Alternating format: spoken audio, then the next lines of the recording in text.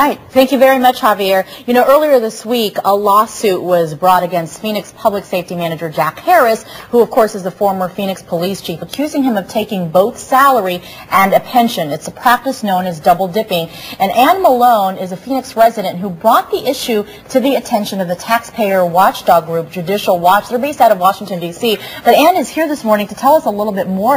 In talking to you, I said, so how did you figure this out? How did you find this?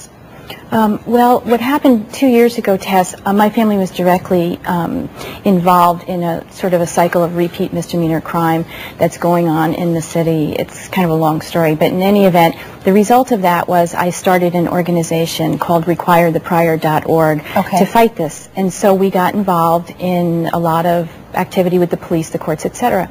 And during my work with other community activists and local police and prosecutors, I kept hearing, well, Jack Harris is retired. He's not really the chief. Oh, he's the public safety manager.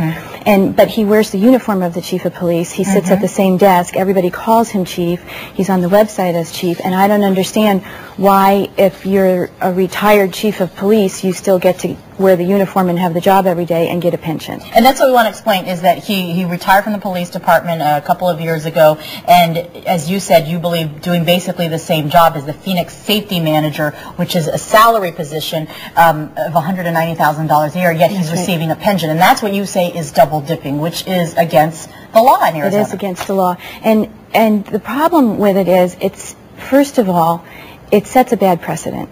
There should not be a gray area around the employment or the benefits of the chief of police. And here's a look, according to Judicial Watch, of what the salary is $190,000 as a position of safety manager in Phoenix, and then he's getting $90,000 from a pension. And you've filed you're the plaintiff, you filed this suit. There's some folks who say, hey, there's a loophole in the law. This happened to a Maricopa County deputy before, but you say that it's a total different case. Well, what happened was, as I understand it, is that in the county sheriff's office, a very high-ranking official did the exact same thing, and it wasn't against the law. And in fact, this sheriff's deputy was, if you will, grandfathered in. It's because of the fact that that came to the attention of the public that the legislature came back and closed that loophole. When Jack Harris retired, that loophole was already closed. It was January of 2007. And the city created this position for him to sort of get around that so that he could keep the job of chief of police and be public safety manager. But public safety manager works in City Hall and is a non-sworn position. Chief of police is a sworn position.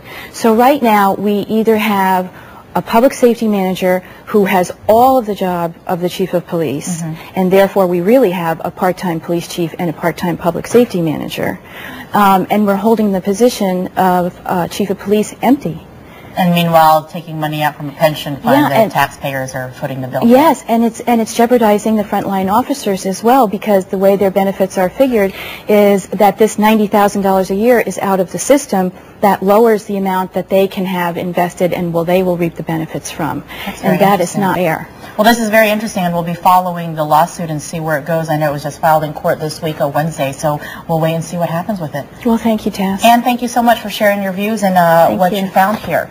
All right, Javier, there you go. Back to you. All right, certainly an interesting topic, and there will be more on the... Now we're going to take a live shot out at ASU. It's homecoming.